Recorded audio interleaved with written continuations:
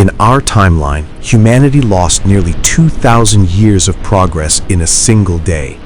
But in another world, a world where the flames never came, we reached the stars centuries earlier. This is the timeline where Alexandria survived. 48 BCE, Julius Caesar's forces are trapped in Alexandria.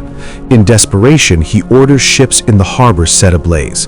The fire spreads, and the great library, the most magnificent repository of human knowledge ever assembled, burns for 3 days straight. But the full destruction didn't happen all at once. The library died slowly, over centuries. Fire, religious purges, neglect. By 640 CE, it was gone completely. What did we lose? According to ancient accounts, over 700,000 scrolls, the complete works of Aristotle, plays by Sophocles we'll never read, scientific treatises by inventors whose names we don't even know. But more than that, we lost momentum. Archimedes had calculated principles of calculus.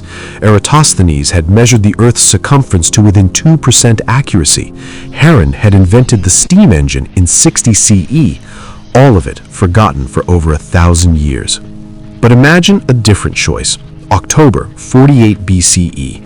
Caesar's strategic advisor suggests a different tactic: evacuate by land instead of burning the harbor. The ships remain intact, the library is spared. This single decision creates a ripple that will reshape human civilization, because in this timeline, knowledge doesn't reset, it compounds. By 100 CE, just 150 years after Caesar's decision, the library has become more than a building. It's a living university. 2,000 scholars work here permanently, funded by Mediterranean trade routes that have exploded in complexity. Heron's steam engine? It's not a toy anymore. By 150 CE, Roman engineers have scaled it up. Steam-powered grain mills dot the Nile. Productivity triples. Alexandria becomes the wealthiest city in human history. But the real revolution is happening in mathematics. With Archimedes' calculus texts preserved and built upon, scholars crack problems that won't be solved in our timeline until Newton, 16 centuries later.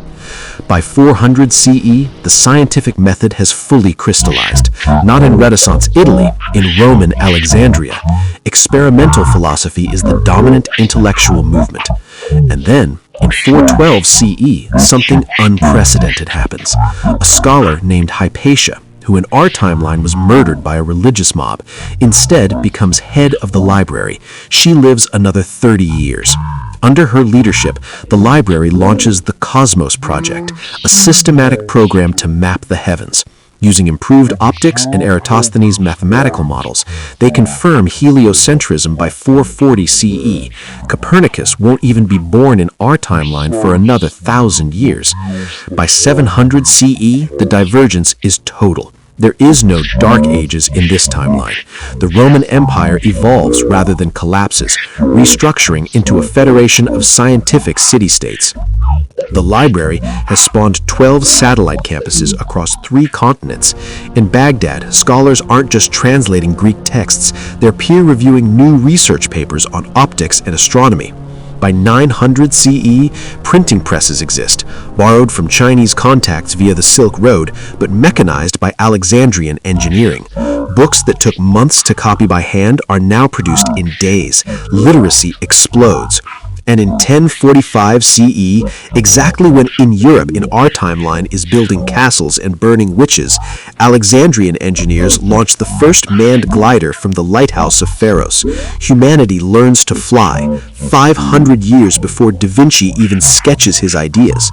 So where does this timeline lead?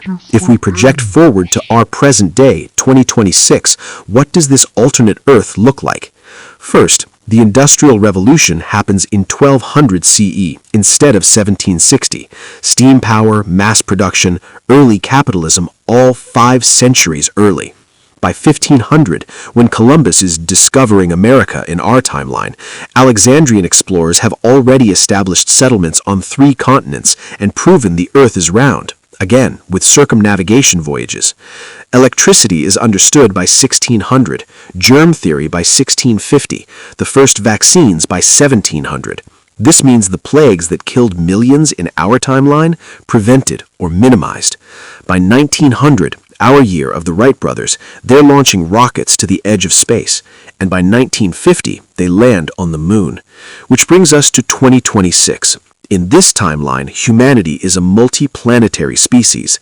Mars has 12 permanent settlements. Fusion power was cracked in 1985. Climate change? Addressed and reversed by 2005 through technology we won't invent in our timeline for another 50 years.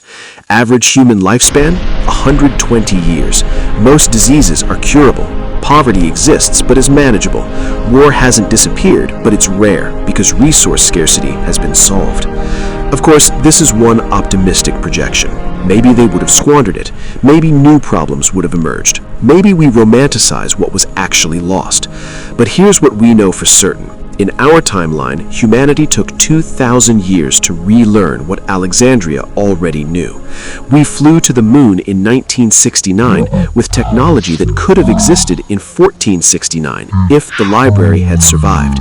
Every time you wait for a medical treatment that doesn't exist yet, every time a pandemic spreads because we didn't prepare, every time we look at climate data and wish we'd acted sooner, remember, we're living in the timeline where the library burned.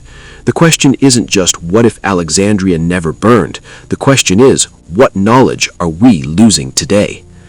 If you want to explore more alternate timelines where single decisions changed everything, subscribe and let me know in the comments which historical moment should I cover next.